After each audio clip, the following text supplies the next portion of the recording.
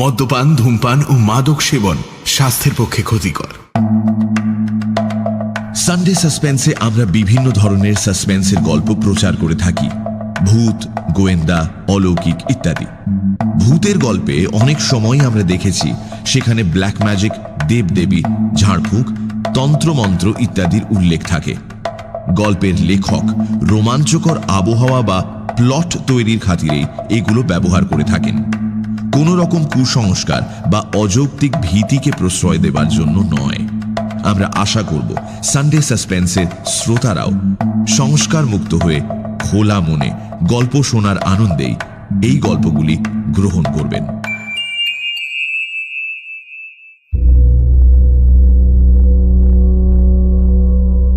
বাংলা সাহিত্যের রোমাঞ্চকর কিছু গল্প দিয়ে সাজানো আমাদের এই বিশেষ নিবেদন সানডে সাসপেন্স। আর আজ সানডে সাসপেন্সে আপনার জন্য তারাদাস বন্দ্যোপাধ্যায়ের লেখা তারানাথ তান্ত্রিকের গল্প অমর জীবন। তারাদাস বন্দ্যোপাধ্যায় সাহিত্যিক বিভূতিভূষণ বন্দ্যোপাধ্যায়ের একমাত্র পুত্র। জন্ম 1947 সালের 15ই অক্টোবর, মৃত্যু 2010 সালের 18ই জুলাই। বাবার মতোই করেছেন শিক্ষকতা। রাজ্যের তথ্য ও সংস্কৃতি বিভাগের ডেপুটি ডিরেক্টর ছিলেন। তাঁর লেখা উল্লেখযোগ্য গ্রন্থ কাজল এবং কাজলের পরের পর্ব তৃতীয় পুরুষ। আমাদের আজকের গল্পটি আমরা নিয়েছি মিত্র ও ঘোষ থেকে প্রকাশিত অলাদ চক্র বইটি থেকে। আজকের গল্প পাঠে মীর, গল্পের সূত্রধার আমি দীপ। শুরু হচ্ছে অমর জীবন।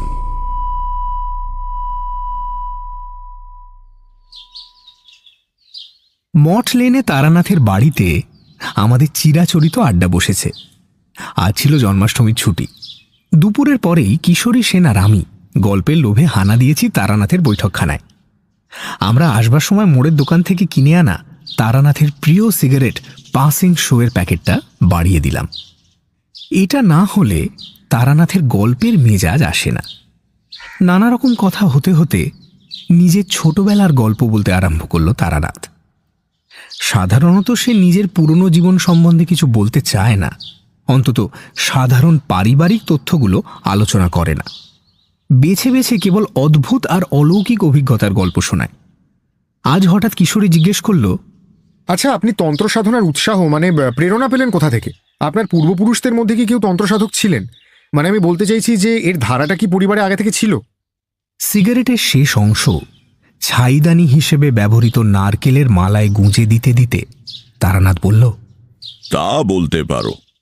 একেবারে রক্তাম্বরধারী তান্ত্রিক কেউ না থাকলেও বাপ ঠাকুরদা প্রপিতামহের ভেতর অনেকেরই রীতিমতো সাধক শ্রেণীর মানুষ ছিলেন। এই যেমন আমার আপন ছোট ঠাকুরদা, মানে বাবার ছোট কাকা, তিনি কৈশোরেই গৃহত্যাগী হয়ে চলে গিয়েছিলেন। আপনার ছোট ঠাকুরদা আর কখনো সংসার জীবনে ফিরে আসেননি? না, তবে একবার তাঁর সন্ধান পাওয়া গিয়েছিল। সেও এক বলবার মতো গল্প। আরে বলুন না, আজকের আসর সেইটা দিয়ে শুরু হোক। বেশ বেশ, বলছি। এ কাহিনী আমার বাবার কাছে শোনা। বাবা খুব সুন্দর করে গুছিয়ে গল্প বলতে পারতেন। এ বিষয়ে তাঁর নাম ছিল। আমাদের গাঁয়ের ষোড়শী চাটুর্যের বৈঠকখানায় সন্ধেবেলায় রোজ জমাটি আড্ডা বসত। বাবা ছিলেন সেই আড্ডার প্রধান কথক। যখনকার কথা বলছি সেটা 1915 সাল হবে। আমি বাড়ি ছাড়া বহুকাল। ইউরোপে প্রথম মহাসমর সবে শুরু হয়েছে। শ্রাবণ মাসের শেষ দিক। দিন তিনেক হলো অবিশ্রাম বৃষ্টি হয়ে চলেছে। আকাশে মেঘ থাকায় সন্ধে নেমেছে একটু তাড়াতাড়ি। ষোড়শী চাটুর্যের বৈঠকখানায় সান্ধ্য আড্ডা জমে উঠেছে দারুণ। ষোড়শী চাটুর্যের আড্ডা এ গ্রামে বিখ্যাত। এমন ঢালাও তামাকের ব্যবস্থা আর কারো বাড়িতে নেই। তাছাড়া আড্ডার মধ্যে অন্তত একবার কাঁসার বাটিতে করে সর্ষের তেল দিয়ে জবজবে করে মাখা মুড়ি ছোলা ভাজা আসবেই। সেদিন হচ্ছিল গল্পের রাজা ভূতের গল্প। বাড়ির ভেতর থেকে চাল ভাজা ছোলা ভাজা এসে গিয়েছে। হুঁকো ঘুরছে হাতে হাতে। ঘরের কড়িকাঠ থেকে লোহার বাঁকানো হুকে ঝুলছে হিংসের ডবল পলতের বাতি। সজল বাতাসে সেটা সামান্য দুলছে, ফলে আড্ডাধারীদের ছায়া দুলছে বৈঠকখানার দেয়ালে। আলো ছায়ার মায়ায় জমে উঠেছে অপ্রাকৃত গল্পের আসর। আমার বাবা বললেন, আরে দূর, তোমরা বেশিরভাগই শোনা কথা বলছো, নিজেরা কিছুই দেখেনি। ওসব গল্পের মূল্য কি? নিবারণ ভাদুড়ি হুঁকোটা রাম গাঙ্গুলির হাতে ধরিয়ে দিয়ে বললেন, আদিনা, তুমি বড় বড় কথা বলছো, নিজে কি দেখেছো বলো তো হে, আমরা একটু শুনি। কেবল বড় বড় কথা বলেই তো আর বাজার গরম হবে না, কি তাই তো? ষোড়শী চাটুর্যে বললেন, সেই ভালো, চক্রবর্তী মশাই এতক্ষণ চুপ করে শুনে যাচ্ছিলেন, এবার ওর গল্পই হোক। গল্প নয়, গল্প নয়, সত্য কাহিনী। বেশ তো, তাই হোক। পাতিরাম মজুমদার একটু ভালো মানুষ, ভীতু ধরনের লোক। আড্ডায় অনেকক্ষণ ধরে ভূতের গল্প তার পছন্দ হচ্ছিল না। এবার তিনি একটু সন্ত্রস্ত হয়ে বললেন, আজ এই পর্যন্ত থাকলেই ভালো। দেখছো তো আকাশের গতি, আর বেশি জোরে নামলে আর বাড়ি ফেরা মুশকিল হয়ে পড়বে। শুনছো মেঘের ডাক? আরে বসো, আমার চাকর তোমাকে বাড়ি পৌঁছে দেবে কোন। পাতিরাম হতোদ্যম হয়ে বসে পড়লেন। আদিনাথ কাহিনী শুরু করলেন। যে সময়ের কথা বলছি তখন আমার বয়স 12-13 হবে। শীতকাল, দোলাই গায়ে দিয়ে বাইরের দালানে বাবার কাছে বসে পড়াশোনা করছি। বাবা বসে হিসেবের খাতাপত্র দেখছেন। এমন সময় একটা ভবঘুরের চেহারার লোক এসে উঠোনে দাঁড়ালো। লোকটার বয়স আন্দাজ করতে পারলাম না, কিন্তু দেখে মনে হলো এর বয়স 30, 40, 50 বা 60 কিংবা 70, যা কিছু হতে পারে। পরনে খাটো আধময়লা ধুতি, গায়ে আধময়লা ফতুয়া, কাঁধে ভাঁজ করা রয়েছে একটা খয়েরি রঙের মোটা চাদর। এই ভয়ানক শীতেও লোকটা চাদর গায়ে জড়ায়নি। গালে খোঁচা খোঁচা কাঁচা পাকা দাড়ি, মাথায় অবিন্যস্ত ঝাঁকড়া চুল। সবচেয়ে আশ্চর্য হলো তার চোখ দুটো সোজাসুজি সামনে তাকিয়ে আছে, অথচ দেখে মনে হচ্ছে সে কিছুই দেখছে না। পাগলের মতো, কিন্তু পাগল নয়। তার দৃষ্টিতে চিন্তা সংগতির বাঁধুনি আছে। বাবা বাবা মানে ওই রামনাথ চক্রবর্তী মুখ তুলে দেখে জিজ্ঞাসা করলেন, কি ব্যাপার? কোথা থেকে আসছো? কে তুমি? খুব মোলায়েম মৃদু গলায় সে বলল, আগে আমি একজন পথিক, কোথাও থেকে আসছি না, আমার বাড়ি ঘর নেই, আমি আজ এখানে ভাত খাবো। তার কথাগুলো অসংলগ্ন। হঠাৎ এইভাবে কেউ কারোর বাড়ি ভাত খেতে চায় নাকি? বাবা বললেন, তোমার নাম কি? এখন বাড়ি না থাকতে পারে, কিন্তু এক সময় তো ছিল। মানুষ আকাশ থেকে পড়ে না। নিজের পরিচয়টা দাও। সে নিজের নাম বলল। বলল তার বাবা নাকি ছিলেন পণ্ডিত মানুষ, ঈশ্বরচন্দ্র সার্বভৌম। বাবা ছিলেন মানে কি? এখন তিনি কোথায়? সে ডানাতের তর্জনী উপরে তুলে দেখালো। বাবা লজ্জিত হয়ে বললেন, ও আচ্ছা আচ্ছা। ভয় নেই, আমি চোর ডাকাত না। না না, আমি তা মনে করিনি। আসলে তোমার কথাবার্তা একটু অদ্ভুত ধরনের কি না, তাই আর কি। উঠোনে নিমগাছতলার কুয়ো থেকে বালতি করে জল তুলে হাত মুখ ধুয়ে লোকটা এসে বারান্দায় উঠে বসলো। বাবা জিজ্ঞাসা করলেন, এখন কি কিছু খাবে? রাত্রিরে কোথায় ছিলে? সকালে উঠেই হাঁটছো বুঝি? বাবা কেন এই প্রশ্ন করলেন তা আবছা আবছা বুঝতে পারলাম। মাইল 4 দূরে চাঁপা গাড়ি ছাড়া কাছাকাছি অন্য কোনো গ্রাম নেই। তারপরের গ্রাম ময়নাচাঁদা, অনেক দূর। সকালে উঠে সেখান থেকে হেঁটে আসা সম্ভব নয়। লোকটা কি বলে বাবা দেখতে চাইলেন। সে সহজভাবে বলল, না, আমি এখন কিছু খাবো না, একেবারে দুপুরে ভাত খাবো। আর যদি থাকতে দেন তাহলে আজ রাত্রিটা থেকে যেতে পারি। এই ভিটেতে আসলে একটু স্বপ্ন দেখতে হবে কি না। কথাটা শুনে ভাবলাম লোকটা চোর ডাকাত না হতে পারে, কিন্তু পাগল নিশ্চয়। হ্যাঁ, স্বপ্ন দেখতে হবে মানে? রাগ করবেন না, আমার কথাবার্তা একটু পাগলাটে মতন, কিন্তু আমি লোকটা খারাপ নই। আচ্ছা, আপনাদের এই বাড়ির দক্ষিণ দিকের ভিত সামান্য নিচু, তা জানেন? সমস্ত বাড়িটা একটু কাত হয়ে আছে, উত্তরে উঠে দক্ষিণে ঝুঁকে। আর আপনাদের বাড়িতে শালিক বসে না, খেয়াল করেছেন কখনো? আপনি তো এ বাড়ির কর্তা, আপনার অনামিকা কিন্তু মধ্যমার চেয়ে বড়। এ বাড়ির প্রত্যেক বড় ছেলেরই তাই। কি ঠিক বলছি তো? আমি অবাক হয়ে গেলাম। সত্যিই তো তাই। আমার মাঝের আঙুলের চেয়ে পরের আঙুলটা বড়। মেজ কাকার ছোট কাকার বড় ছেলেরও তাই। এই লোকটার পক্ষে সে কথা এত তাড়াতাড়ি কি করে জানা সম্ভব? তাতে কি? সেই জন্যই আমি এই বাড়িতে একটা রাত ঘুমিয়ে স্বপ্ন দেখতে চাই। এটাই আমার কাজ। পথে পথে ঘুরে বেড়াই, মন্দিরের চাতালে, গাছতলায় বা কোনো গেরস্তের বাড়িতে আশ্রয় নিই। সব জায়গাতে কিন্তু স্বপ্ন দেখা যায় না, ওর একটা নিয়ম আর লক্ষণ আছে, সে বুঝিয়ে বলা যায় না, কিন্তু আমি ঠিক টের পাই। কাল সকালে আমি আরো অনেক কথা বলতে পারবো। বাবা কিছুক্ষণ তার দিকে তাকিয়ে বললেন, তুমি তাহলে আজ রাত্রিরে এখানে থাকতে চাইছো? বারে, নইলে স্বপ্ন দেখবো কি করে? জেগে কি স্বপ্ন দেখা যায়? বাবা আর কিছু মুখে বললেন না। মুখ নামিয়ে আবার হিসেবের খাতায় মন দিলেন। লোকটা দুই হাতে হাঁটু বেড় দিয়ে তার উপরে থুতনি রেখে বসে রইল। অনেকক্ষণ পরে বারান্দা থেকে নেমে নিম গাছের গোড়ায় পড়ে থাকা একটা লম্বা কঞ্চি তুলে সেটা দিয়ে পুরো উঠোনটা মেপে ফেলল। 1, 2, 3, 4। তারপরে নিজের মনেই বিড়বিড় করে বলতে লাগলো, 38। 38 কেন? বাকি 4 কোথায় গেল? বাকি 4 না, তা কেমন করে হবে? আমরা অবাক হয়ে তাকিয়ে আছি। বাবার মুখ খাতার দিকে নামানো, কিন্তু চোখ দিয়ে তিনি লোকটার কাণ্ড দেখছেন। কিসের 38? আরো 4 বেশি হলেই বা কি ক্ষতি হতো? উঠোন মাপা হয়ে গেলে কঞ্চিটা লোকটা আবার যত্ন করে নিম গাছের তলায় রেখে এলো। দুপুরে খেতে বসে লোকটা ভাত খেলো খুব কম।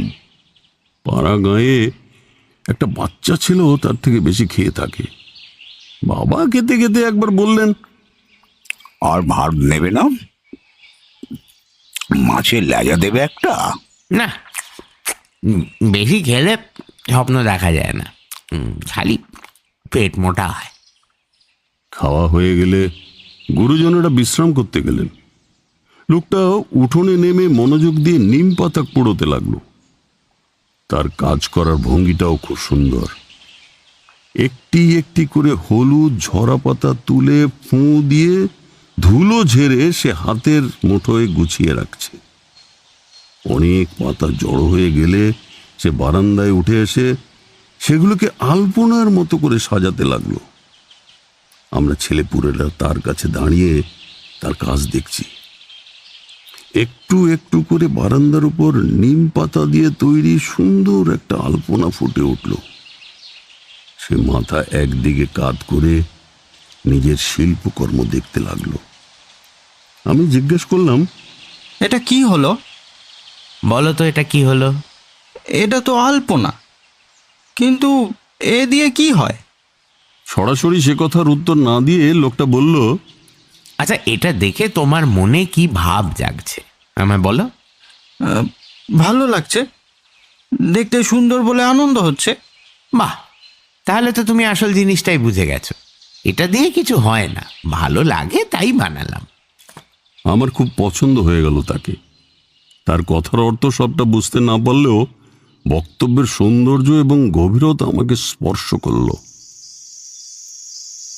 রাত্রিরে সে কিছু খেলো না, বলল, স্বপ্ন দেখার দিন রাত্রিরে মুখ এটো করতে নেই। বাবা বৈঠকখানার ভেতরে মশারি টাঙিয়ে বিছানা করে দিয়েছিলেন, কিন্তু সে শুলো উঠোনের পাশে বারান্দায়। আমি রাত্রিরে শুতাম মায়ের কাছে। ভেতর বাড়ির সেই শোবার ঘরের জানলা দিয়ে নাথ মন্দিরের ওপাশের বারান্দা বেশ কিছুটা দেখা যায়। অনেক রাত্রে ঘুম ভেঙে একবার তাকিয়ে দেখি নাট মন্দিরের ওধারটা যেন খুব হালকা নীল একটা আলোয় উদ্ভাসিত হয়ে রয়েছে। আমার চোখে তখন গভীর ঘুম লেগে আছে। খাটের ওদিকে ঘুমন্ত মায়ের গভীর নিঃশ্বাসের শব্দ শুনতে পাচ্ছি। ঝিমঝিম করছে দুপুর রাত। সেই আবছা চেতনার মধ্যেও অবাক হলাম কিসের আলো ওখানে। ওদিকে তো বারান্দায় সেই অতিথি শুয়ে আছে। এসব ভাবতে ভাবতে কখন যে ঘুমিয়ে পড়েছি জানি না। সকালবেলায় নাট মন্দিরে আসর বসলো ওই স্বপ্ন কাহিনী শোনার। মোটা মোটা থামের আড়ালে মা কাকিমারাও এসে দাঁড়িয়েছেন।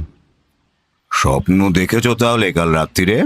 আগে হ্যাঁ, আমি জানতাম দেখতে পাবো। কি দেখলে?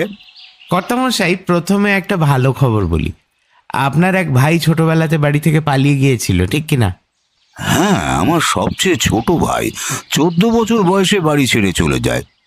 কিন্তু তুমি কিভাবে? স্বপ্নে দেখেছি। শুনুন, আপনার সেই ভাই জীবিত আছে। সে কি? কোথায় সে?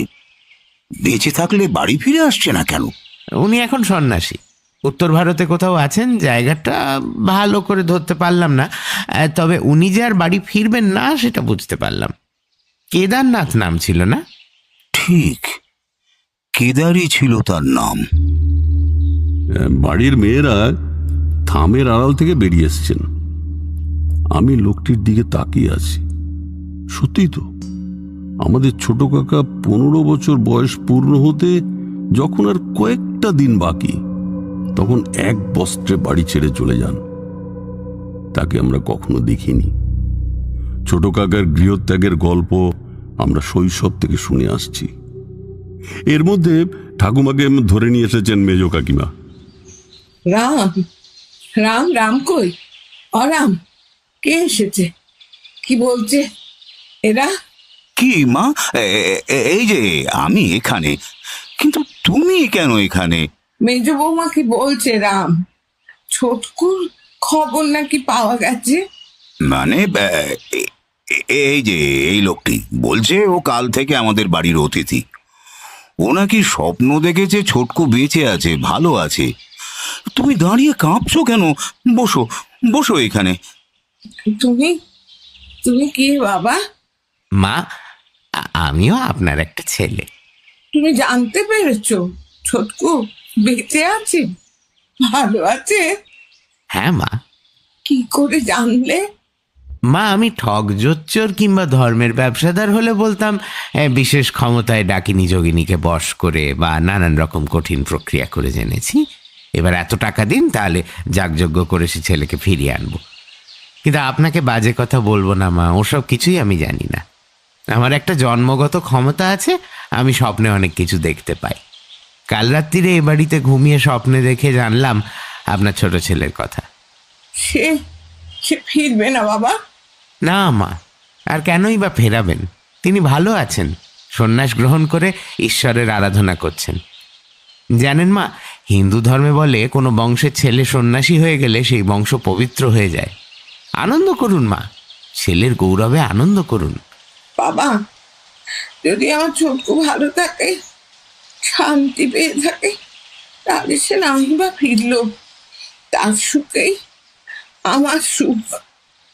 তুমি এটুকু খবর যে দিলে, তার জন্য ভগবান তোমার মঙ্গল করুন। তুমি আমাকে মা বলে ডাকলে, আমি আমি তোমাকে আশীর্বাদ করছি। মা, আপনি দেখবেন আপনার ছেলেকে? আমি দেখাতে পারি, কিন্তু কথা দিন তাকে ফিরে আসার জন্য আদেশ করবেন না। তাহলে হয়তো সে ফিরে আসবে, কিন্তু তার এতদিনের সাধনা নষ্ট হয়ে যাবে। জগতে মাতৃশক্তি একটা বিরাট শক্তি, কেউ তাকে লঙ্ঘন করতে পারে না। কথা দিন।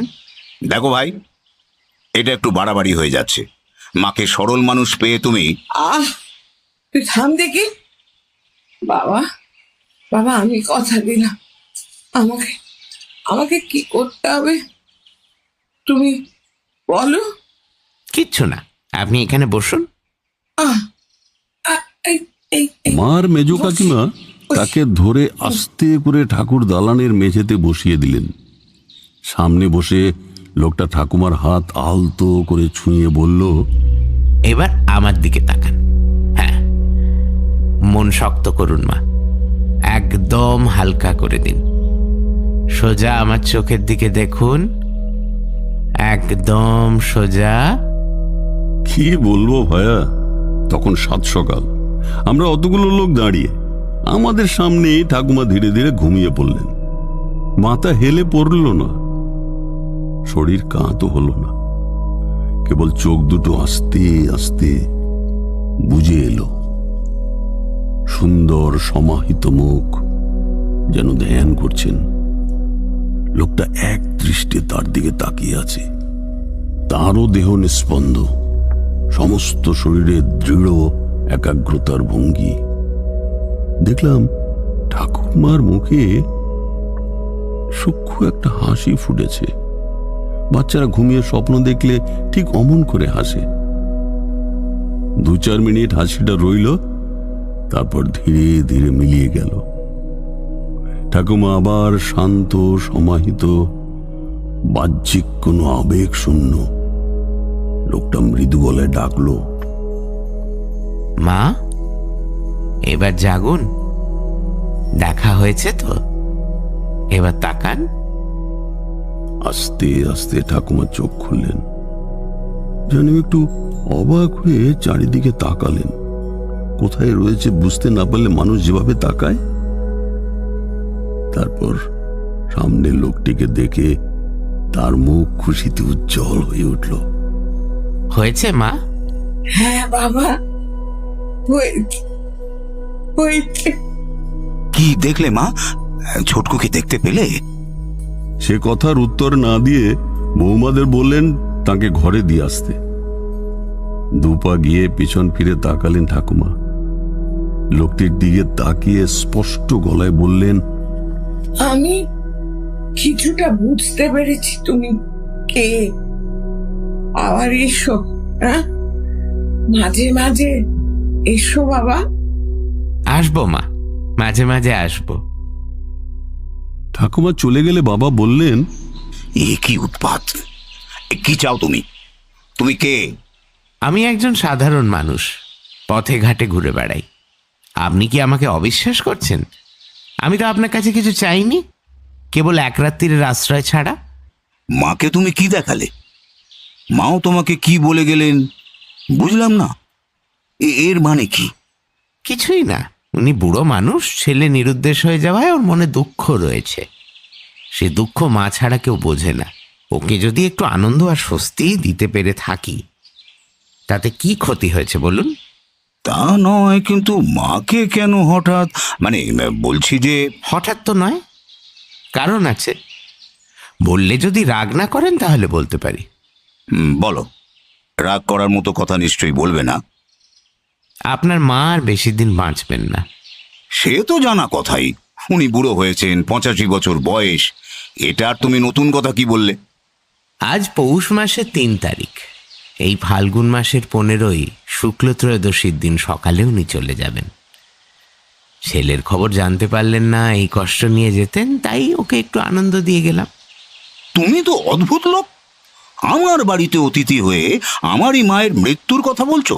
জানো, তোমাকে আমি ইচ্ছে করলে... ওই দেখুন, আপনি রাগ করবেন না বলে কথা দিয়েও রাগ করছেন। কিন্তু আপনাদের সবাইকে রেখে ভগবানের নাম করতে করতে মা পুণ্যবতীর মতো চলে যাবেন, এর চেয়ে ভালো আর কি হতে পারে? দেহ ধারণ করলে একদিন ছেড়ে যেতে হয়, কেউই চিরজীবী না।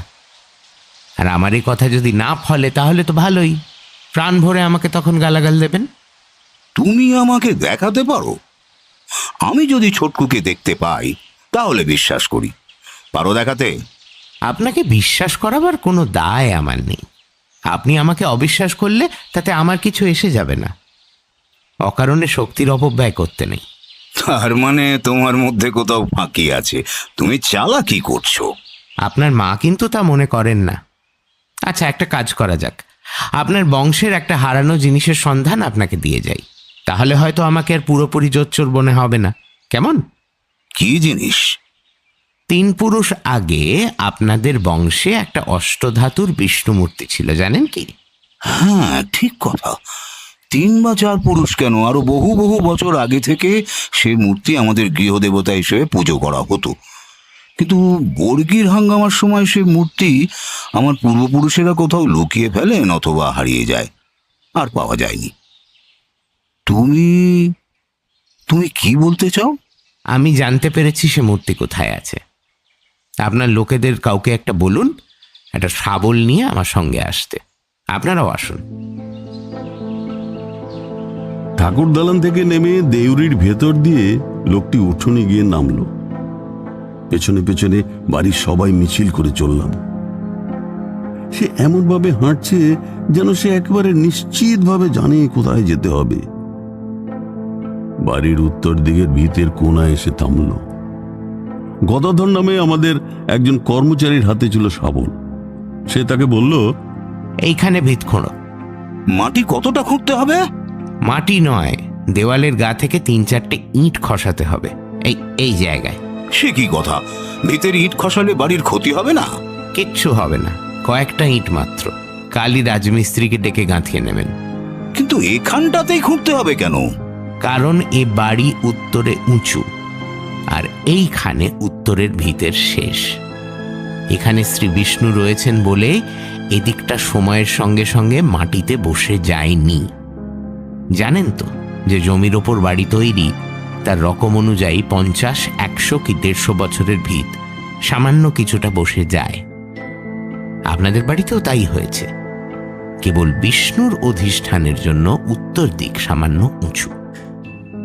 তাছাড়া তখন মাপলাম 42 হাত হলো না তো, সদর দরজা থেকে 38 হাত মাত্র।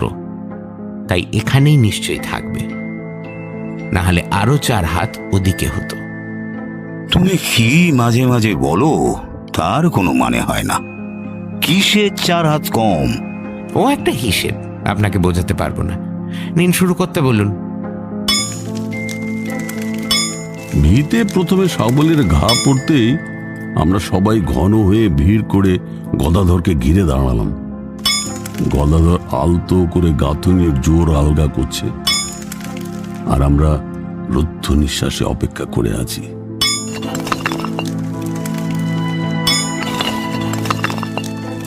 তিন সারি ইট খসাতেই ভেতরে ভেতরে একটা চতুষ্কোণ গহ্বর বেরিয়ে পড়ল। শাবল রেখে তার মধ্যে হাত গুলিয়ে গদাধর বের করে আনলো অপূর্ব সুন্দর গঠনের এক দেবমূর্তি। এতদিন অবহেলায় পড়ে থেকেও তার ঔজ্জ্বল্য নষ্ট হয়নি। প্রায় 1 হাত লম্বা বিগ্রহ, মাথায় ছত্র, মুখে হাসি। বাবা গদাধরের হাত থেকে মূর্তিটা নিয়ে 2 হাতে মাথায় ধরে বলতে লাগলেন, জয় জয় শ্রী বিষ্ণু দেবতা, জয় শ্রী বিষ্ণু, জয় শ্রী বিষ্ণু। কাকারাও তার সঙ্গে বলতে লাগলেন, জয় জয়। কাকিমারা উলো দিয়ে উঠলেন। বাবা বিষ্ণু মূর্তি মাথায় করে বাড়ির মধ্যে নিয়ে চললেন। সেটি তখনকার মতো ঠাকুর ঘরে রাখবার জন্য পাঠিয়ে দেওয়া হলো। মেয়েরা ভিতরে চলে গেলেন। অমরের হাত ধরে বাবা বললেন, ভাই, তুমি আমাকে মার্জনা করো। জানি না তুমি কে, কোথা থেকে এসেছো, জানতেও চাই না। তোমার আশ্চর্য ক্ষমতার কথা আমি স্বীকার করলাম। যদি খারাপ ব্যবহার করে থাকি তা মনে রেখো না। সকলের অনুরোধেও লোকটি সেদিন আর থাকতে রাজি হলো না। বাবা শেষে বললেন, তাহলে কি এই ধরে নেব যে তুমি আমাকে মার্জনা করলে না? ছি, ও কথা বলবেন না। আমি এইরকমই ভবঘুরে ধরনের, এক জায়গায় 2 দিন থাকতে ভালো লাগে না। তবে একটা কথা বলে যাই, আপনাদের বংশ খুব পবিত্র এবং ঈশ্বরের আশীর্বাদভূত বংশ। 1 পুরুষ বাদ দিয়ে এই বংশে 1জন করে সাধক জন্মগ্রহণ করবেন। আপনার ভাই তো সন্ন্যাসী হয়েই গিয়েছেন। এর পরের পুরুষ নয়, এখন যারা ছোট এদের মধ্যে কারুর সন্তান অলৌকিক ক্ষমতা নিয়ে জন্মাবে। সংসারে থেকেও সংসারী হবে না। আপনি তার জন্ম বৃদ্ধ বয়সে দেখে যেতে পারবেন। কি করে বুঝবো সে কে? তার জন্মের সময় আকাশে এক আশ্চর্য নীল উল্কাপাত হবে। নীল রঙের আলোয় ভরে যাবে চারিদিক। এখনো অবশ্য তার দেরি আছে, মনে রাখবেন কথাটা। আচ্ছা, চলি তাহলে।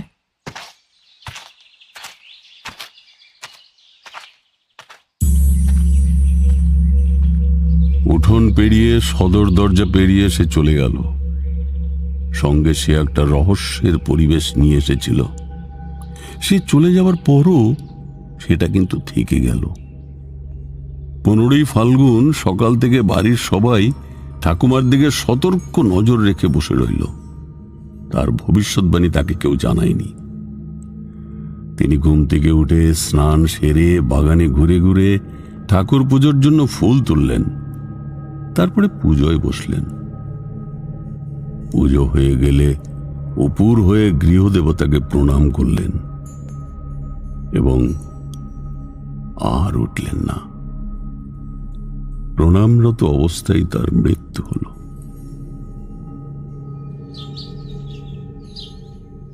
এই হলো গিয়ে বাবার বলা কাহিনী। এই লম্বা কাহিনী একটানা বলে বাবা একটু থামলেন। বর্ষণমুখর রাত্রির জল ভেজা বাতাস ক্রমাগত দুলিয়ে চলেছে ষোড়শী চাটুর্যের বৈঠকখানার ঝুলন্ত লণ্ঠনটা। সেই সঙ্গে দেয়ালে নড়ছে ঘরে বসে থাকা মানুষদের ছায়া। আড্ডায় মাঝে মাঝে একটা সময় আসে যখন হঠাৎ সবাই একসঙ্গে চুপ হয়ে যায়। জমাট গল্পেরও একটা মহিমা আছে। সে গল্প সত্য, মিথ্যা বা অবিশ্বাস্য যাই হোক না কেন, ভালো করে বলতে পারলে শ্রোতারা মুগ্ধ হয়। ষোড়শী চাটুর্যে বললেন, আপনার ঠাকুমার মৃত্যু বিষয়ে ওই ভবিষ্যৎবাণী মিলে যাওয়াটা অবশ্য আমি খুব আশ্চর্যের কিছু মনে করছি না। কথাটা হয়তো বাড়ির কেউ মুখ ফসকে বলে ফেলে থাকবে, তাতেই আপনার ঠাকুমা মনের দিক দিয়ে 15ই ফাল্গুন তারিখের প্রসঙ্গে দুর্বল হয়ে পড়েছিলেন, মানসিক উত্তেজনা সামলাতে পারেননি, এমন হয় আমি শুনেছি। কিন্তু হারিয়ে যাওয়া বিষ্ণু মূর্তি ফিরে পাওয়াটা ব্যাখ্যা করা কঠিন। তাছাড়া সব কিছুরই যে ব্যাখ্যা থাকতেই হবে তার কি মানে আছে? কিছু কিছু আপ ছাড়াল থাক না, তাতে জীবন সরল হয়ে ওঠে। উঠবার আগে আমার কাহিনীর শেষটা বলি। দুটো কথা মাত্র। যে ছেলেটি বিষ্ণু মূর্তি খুঁজে দিয়ে গিয়েছিল তার তৃতীয় ভবিষ্যৎবাণীটাও যে সত্যি, সেটা আমরা বুঝতে পেরেছিলাম অনেক পরে। সে বলেছিল আমাদের বংশে একজন অদ্ভুত চরিত্রের উদাসীন সাধকের জন্ম হবে। সংসারী হয়েও সে বৈষয়িক হবে না। কবে, কোথায়, কার ঘরে তার জন্ম হবে সেটাই কেবল সে বলেনি। শুধু বলেছিল এই শিশুর জন্মের মুহূর্তে আশ্চর্য এক নীল উল্কাপাত হবে আকাশে। তা দেখলে আমরা বুঝতে পারব। বহুদিন পরে, তখন ছোটবেলার এ কাহিনী প্রায় ভুলেই গেছি। আমার তৃতীয় ছেলের জন্মের সময় আকাশের এক প্রান্ত থেকে অন্য প্রান্ত পর্যন্ত বিশাল নীল রঙের আলো চড়ানো উল্কা ছুটে গেল।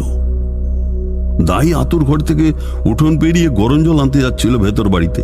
তার চিৎকারে সকলে উঠোনে বেরিয়ে এসে দৃশ্যটা দেখলাম। সচরাচর অতক্ষণ ধরে উল্কা জ্বলতে জ্বলতে অতটা আকাশ পার হয় না। সেই আলো মিলিয়ে যাওয়ার সঙ্গে সঙ্গে আমার ছেলের জন্ম।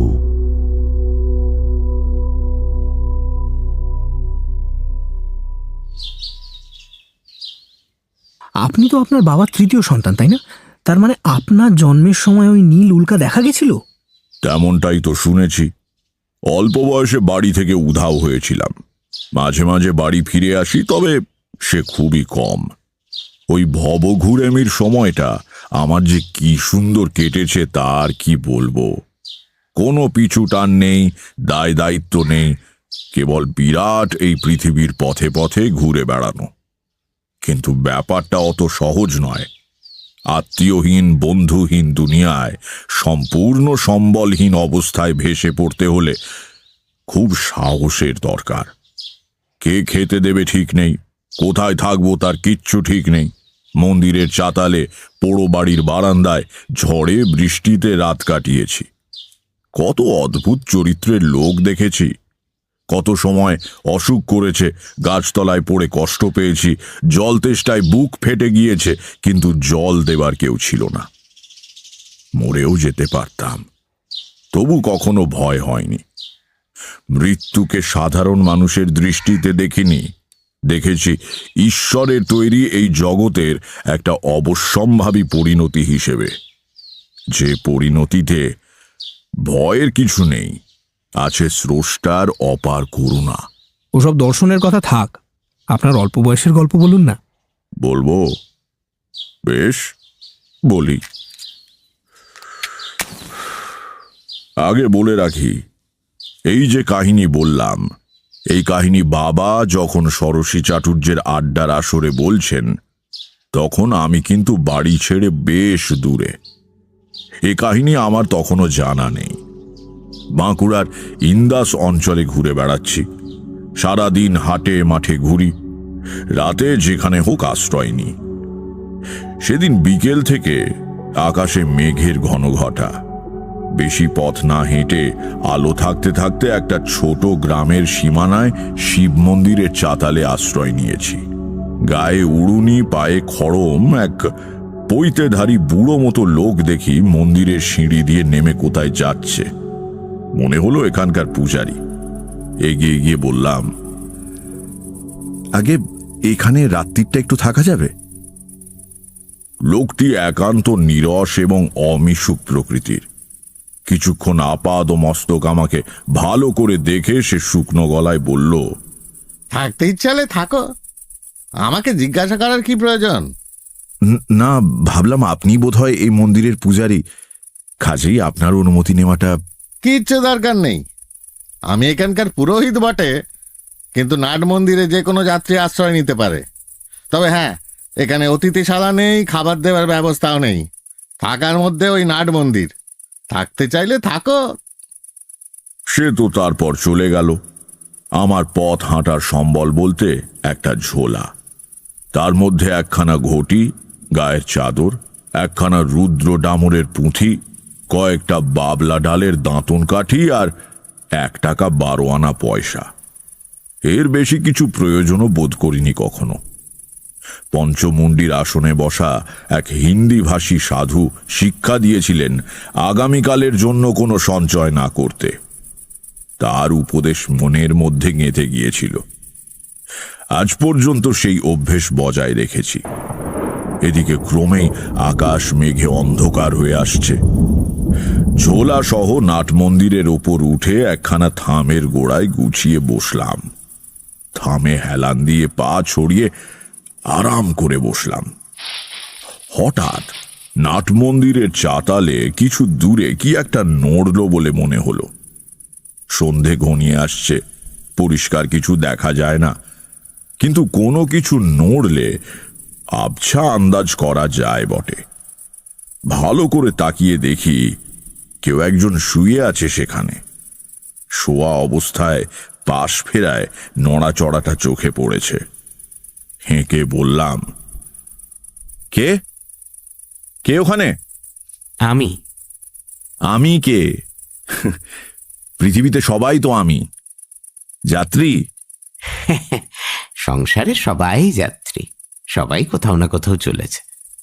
ভাবলাম, বাপ রে, এই যে গুরু মশাইয়ের মতো কথা বলে, তবে তার কণ্ঠস্বর মৃদু, ভদ্র ও মার্জিত। পথ চলতি লোকের কথা বলার ভঙ্গি সাধারণত এমন মার্জিত হয় না। একটু কৌতূহল হওয়ায় বললাম, এসো, এদিকে এসে বসো। লোকটি উঠে এলো আমার সামনে।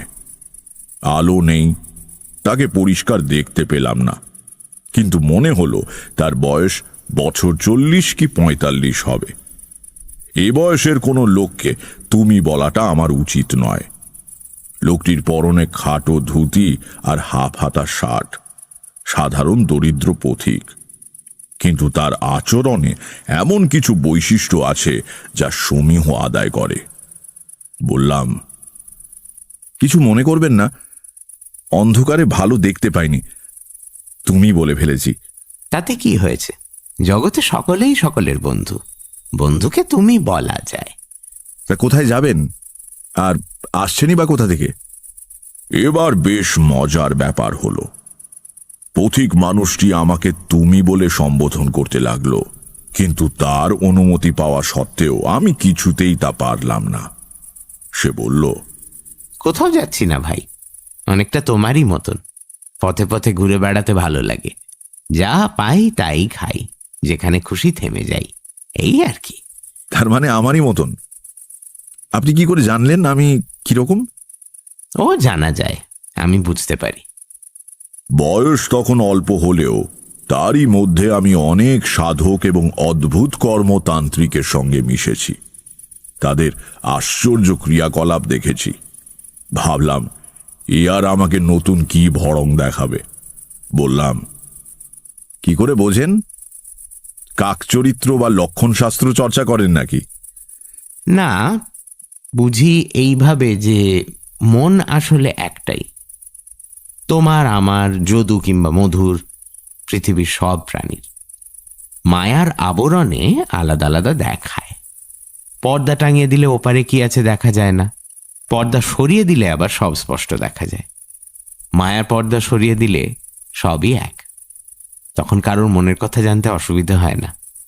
আপনি তো বিশিষ্ট অদ্বৈতবাদের কথা বলছেন, এ দর্শন শিক্ষা করেছেন কোথায়? আমার বাবার কাছে। ও, আপনি তবে শাস্ত্রজ্ঞানী পণ্ডিতের সন্তান? সে চুপ করে রইল।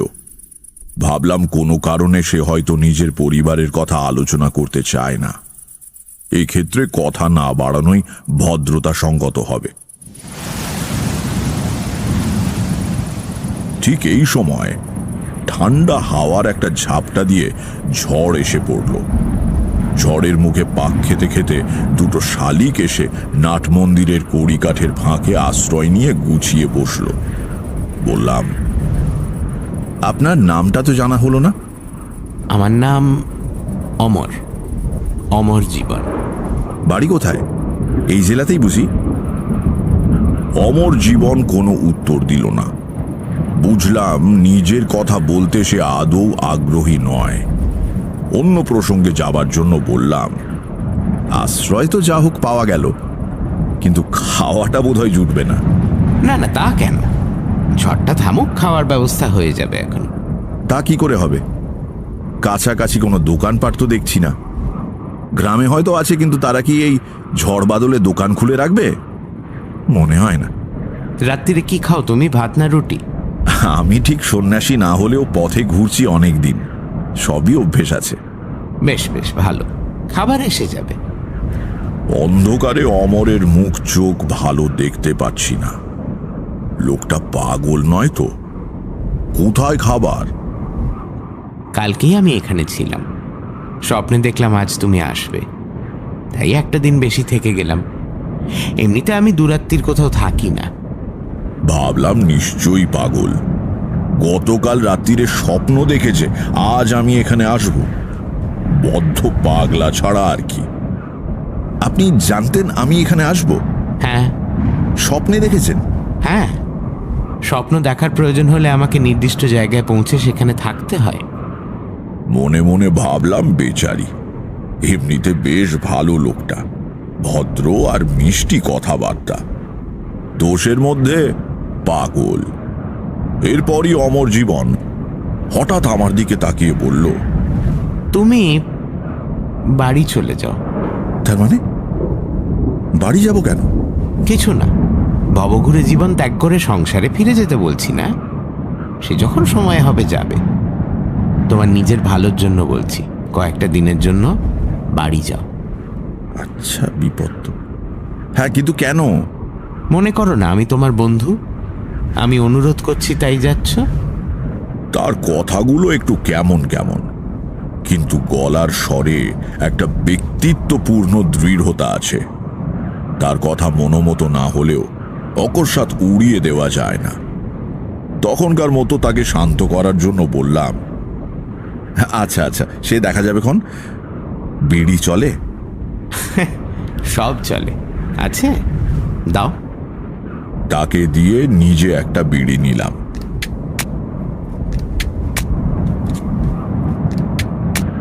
বাতাসের দাপটে 4-5টা কাঠি নষ্ট করেও ধরাতে পারছিলাম না। অমর হাত বাড়িয়ে বলল, আমাকে দাও দেখি। তারপর দেশলাইটা হাতে নিয়ে অদৃশ্য কার দিকে যেন ধমক লাগালো। আরে একটু থাম তোরে বাপু, একটা বিড়ি ধরাতে কি একটা গোটা দেশলাই বাক্স খরচ করবো নাকি?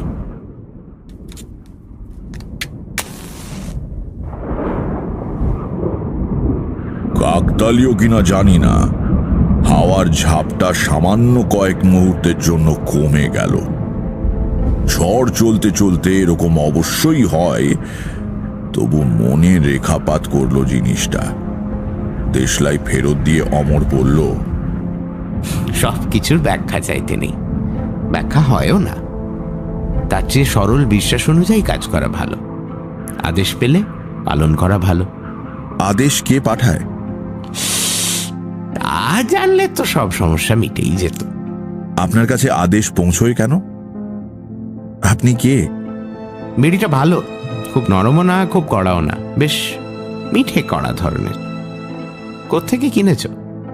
খাওয়ার পর আর একটা দিও তো।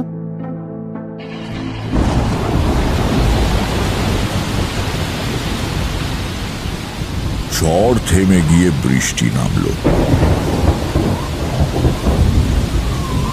চলল বেশ কিছুক্ষণ।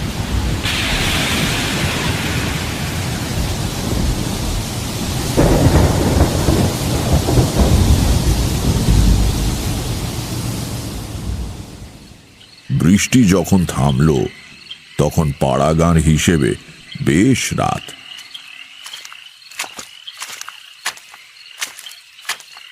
দেখি পথে জমা জলে ছপ ছপ করে কি একজন হেঁটে এসে নাট মন্দিরে উঠল। সামনে ঝুঁকে অন্ধকারে ঠাহর করার চেষ্টা করে ডাকলো, ঠাকুর মশাই, ও ঠাকুর মশাই। এই যে আমি এখানে, দাও। কাছে আসার পর দেখলাম লোকটির হাতে একটা বড় শালপাতার ঠোঙা। সে ঠোঙাটা অমরের দিকে দিতে দিতে আমাকে দেখে বলল, আর এক মূর্তি এসে দেখছি, তা হয়ে যাবে খন দুজনে। দাঁড়াও, খাবার জল দিয়ে যাই। নতুন লোক জল আনতে গেলে পুকুর ঘাটে আচার খাবে। মন্দিরের চাতালে রাখা একটা মাটির কলসি নিয়ে লোকটি অন্ধকারে কোথায় চলে গেল। অমর বলল, মন্দিরের পেছনেই একটা পুকুর আছে, সেখানে গেল জল আনতে। ভালো পরিষ্কার জল। খাবার ব্যবস্থা হয়ে যাবে বলেছিলাম, তো খাবার তো এসে গেল। এর ভেতর কিন্তু অলৌকিক কিছু নেই। এই লোকটির একটি ময়রার দোকান আছে গ্রামে। গতকালও আমাকে খাবার দিয়ে গিয়েছিল। অতিথি সেবা করতে ভালোবাসে। পয়সা দিতে চেয়েছিলাম, নেয়নি। আজকের খাবারও দিতে বলা ছিল। যা খাবার দেয় তা আমি একা খেতে পারি না। আজও দুজনের হয়ে যাবে এখন। দেখি কি দিয়েছে। শালপাতার ঠোঙা খুলে দেখা গেল ভেতরে গোটা 15 বড় মাপের পুরি, আলুর তরকারি আর অনেকখানি মোহনভোগ। দেশি ঘি দিয়ে তৈরি। দারুণ গন্ধ বেরুচ্ছে। তখনও গাঁয়ের দিকে খাবারে ভেজাল দেওয়ার কথা কেউ ভাবতে পারত না।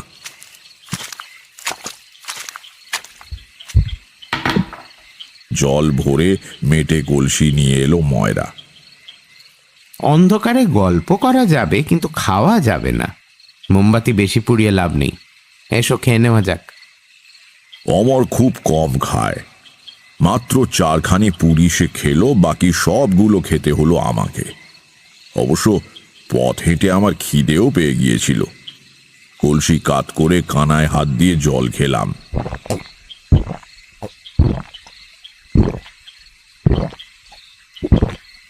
তারপর মোমবাতি নিভিয়ে দিয়ে অমর বলল, এসো এইবার গল্প করি।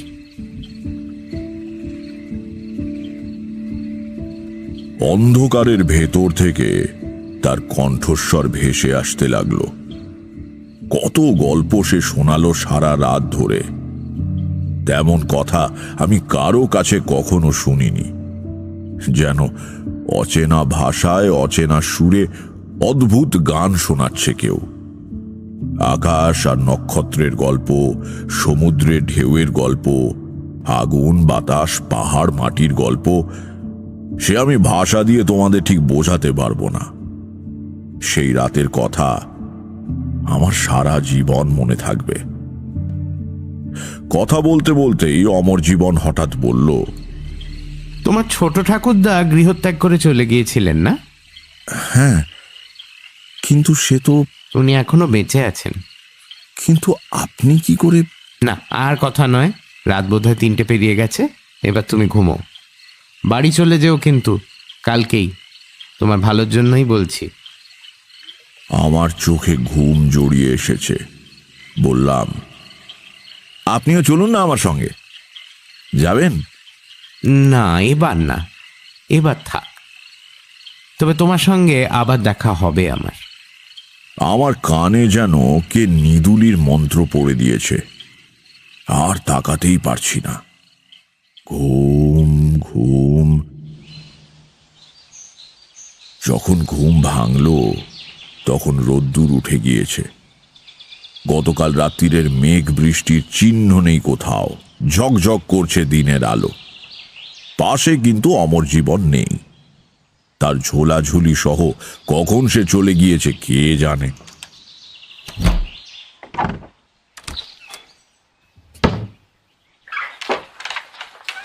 কাল সন্ধেবেলা দেখা সেই পুরোহিত এসে মন্দিরের দরজা খুলে সকালের পুজোর উদ্যোগ করছে। আমার দিকে আড়ে আড়ে তাকালো কবার। জিজ্ঞেস করলাম, আচ্ছা, এখানে যে আরেকজন পরশু থেকে ছিলেন, তিনি কি চলে গিয়েছেন? কে ছিলেন? একজন যাত্রী, আমার আগে থেকেই তো ছিলেন। দেখিনি, খেয়াল করিনি। অমন কত লোক যাচ্ছে আসছে। যাই হোক, অমর জীবন লোকটিকে আমার খুবই অদ্ভুত লেগেছিল। তার কথা অমান্য করতে মন চাইল না। সেদিনই রওনা হলাম বাড়ির দিকে।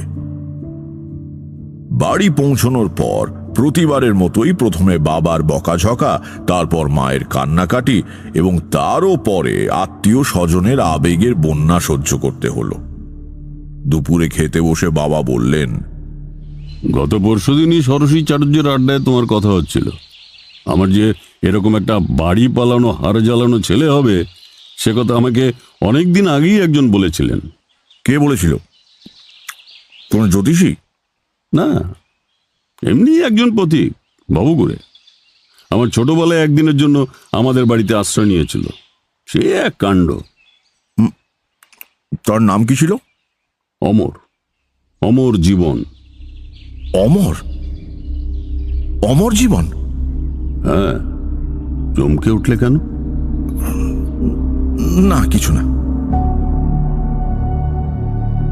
খেয়ে উঠে গড়গড়ায় তামাক খেতে খেতে বাবা বলতে শুরু করলেন সেই অদ্ভুত লোকটার কথা, সেই স্বপ্ন দেখার কথা, ছোট কাকার কথা, বাবার ঠাকুমার অদ্ভুত মৃত্যুর কথা, আর তার সঙ্গে আমাদের বিষ্ণু মূর্তির কথা। তার মানে যে লোকটা আপনার বাবার ছেলেবেলায় আপনাদের বাড়ি গেছিলেন, তাকেই আপনি... হ্যাঁ, আর এই ব্যাপারটার সবচেয়ে বিচিত্র দিক কোনটা জানো? যে লোককে 40 বছর আগে বাবা 45 বছরের দেখেছিলেন, তাকে এতকাল পরে আমিও সেই বয়সে দেখলাম কি করে। কি বলছো কি তারানাথ? এও কি সম্ভব নাকি? হ্যাঁ কিশোরী, মানে লোকটার বয়স পড়ে তুমি বুঝতে পারছো? তাহলে না না, 40-45 খোলসা করে। হ্যাঁ বলো তো, লোকটা কি? তবে সে কে, সে কি, সে কেন আমি জানি না। তবে বাড়ি ফেরার পরদিন বুঝলাম কেন অমর জীবন বাড়ি চলে আসতে বলেছিল। পরদিন থেকে আমার এলো প্রবল জ্বর। প্রায় 1.5 মাস ভুগে সেরে উঠলাম। পথে থাকলে প্রাণ সংশয় হতো, সন্দেহ নেই। সে যাত্রায় অমর জীবন আমাকে প্রাণে বাঁচিয়ে দিল।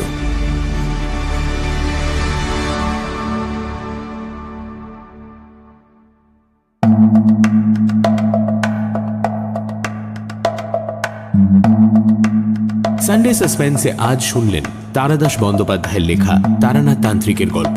অমর জীবন। গল্পের বেতার নাট্যরূপ সর্বরী ঘোষাল। পাতিরাম এবং তারানাথ তান্ত্রিকের ভূমিকায় মীর। লেখকের চরিত্রে সোমক, কিশোরী অগ্নি, আদিনাথ বাসুদেব কর্মকার, ষোড়শী চাটুর্যে দীপ বসু, কিশোর আদিনাথ সায়ক আমান, রামনাথ শঙ্করী প্রসাদ মিত্র, রামনাথের মা উর্মিমালা বসু, পুরোহিত দেবজ্যোতি ঘোষ। নিবারণ এবং অমর জীবনের চরিত্রে গল্পের সূত্রধার এবং পর্ব পরিচালনায় আমি দীপ। ধ্বনি পরিকল্পনা Richard, poster design join the dots. Shankari Prasad Mitra শব্দগ্রহণ অভিজ্ঞান মিত্র। শেষ হল তারাদাস বন্দ্যোপাধ্যায়ের লেখা তারানাথ তান্ত্রিকের গল্প অমর জীবন। সামনের সপ্তাহে আরও একটি রোমাঞ্চকর গল্প নিয়ে হাজির হবে সানডে সাসপেন্স।